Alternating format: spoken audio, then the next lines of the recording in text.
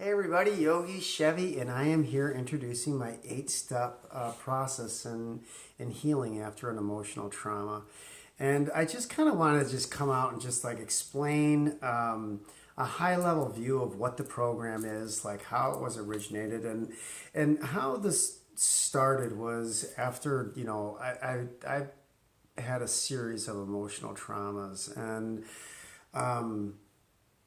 they all hit right in succession of each other. And like the most painful one was, where I split up with my wife. And, it just threw me into a tailspin once we just decided to pull the trigger and to separate. It was devastating. It was really hard to get out of bed in the morning. It was really hard to go to work. It was hard to eat. It was hard to be around people. It was hard to sleep. Like, it was just, a lot of struggle, and a lot of not knowing what to do and where to go and who to turn to and who to trust. And it ended so many really good relationships, and I know divorce does that. And for me, it was just like a really intense need of just separation. And this program was written like 2 years after that. It was written when I could look back at that point. While I was going through it, it was hard for me to like even focus on anything other than getting out of bed. You know what I mean? And just doing one step after the other. And as I look back, and when this was first created, it was about 2 years after our separation, and I just really was in a great place in my life, where I was accepting and I was forgiving, and I was just grateful for where I was at. And there was a point where I wasn't, and there was a friend of mine who knew what I had been through, and she was kind of going through the same thing, but it was raw.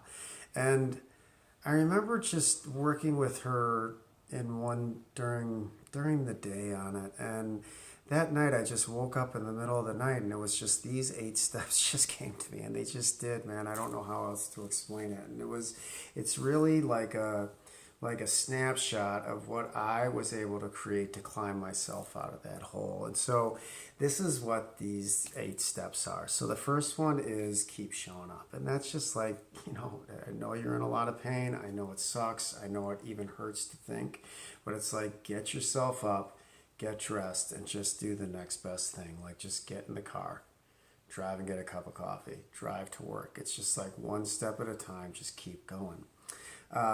Step 2 is just to allow yourself to feel. So to give yourself an opportunity every day.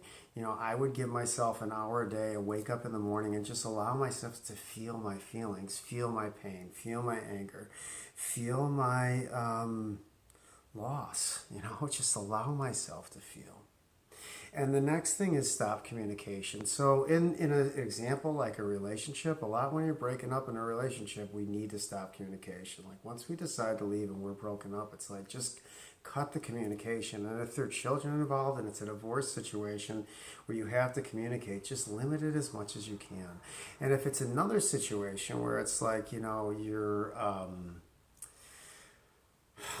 just, it's like a loss of a profession. And a lot of people, and I know this happened to me too, it's like when we decide to leave a profession, it can be the same result, or if we're asked to leave a profession, you know what I mean? Like, it's devastating. And so in that situation, it's like you just kind of agree, and this step is like, I'm going to stop talking about it. Like, I have a few people in my life that I'll talk about it, but I'm not going to give it any more power, and I'm just not going to talk about it. So that's where it's like we just stop communication.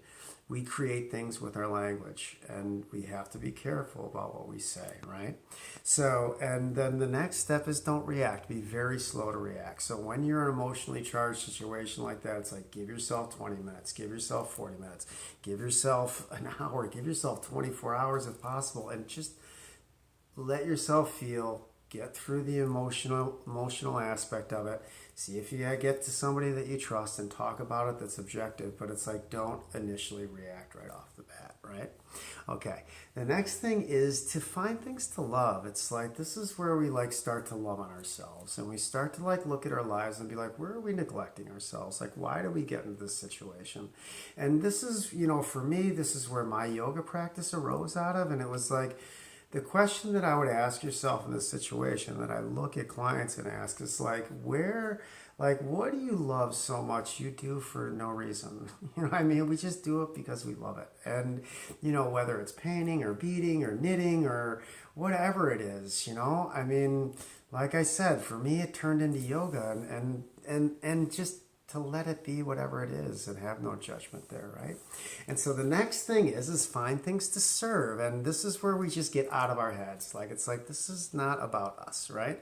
We can carry on. We can still help somebody. There's always somebody better off, right?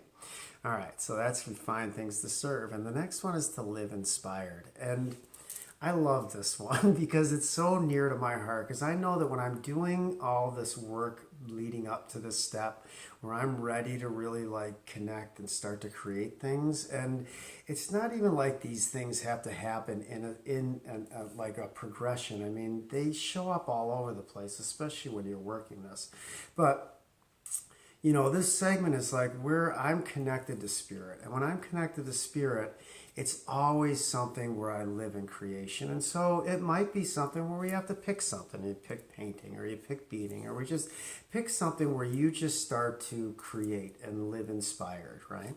And then the very last step is atonement. And atonement is a toughie, man. I mean, there's a reason why martyrs are murdered. And, it's because people don't want to take responsibility for their lives, and they don't necessarily aren't very good at saying sorry. And it was like, for me, to atone was to live vulnerable. And it was to really live without judgment and to look at myself and see where I'm wrong and see where I need to change things. And to know that I am,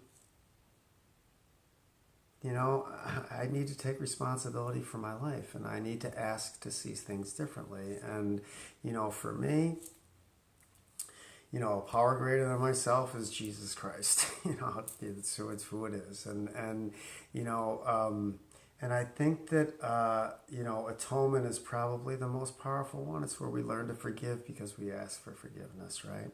And so those are my 8 steps. And that leads in perfectly, because one of the other things I wanted to do is while I go through these steps, it's just, why do I call myself a yogi, And that last step, atonement, is like, it's so key for me in being a yogi, because it's like it's like being vulnerable. It's like being like, I don't have all the answers, and allowing those answers to come to us from different ways in our lives, so, vulnerability is definitely a part of my code of ethics of being a yogi and putting myself out there, and a lot of being vulnerable is helping people, and being available for people and to listen, right? So, all right, guys, this went really long, and I know it's kind of an introduction. I'll keep the next one shorter, but now I'm just going to start breaking them out, keep it, well, the next one we'll do is keep showing up. I'll get that one going hopefully out tomorrow. But if you stayed through this video, I just want to say thank you very much from the bottom of my heart. And if you could like and share this, it would be great. If you could also subscribe to my YouTube channel, I would be so grateful. So you guys have a wonderful night. Namaste and blessings.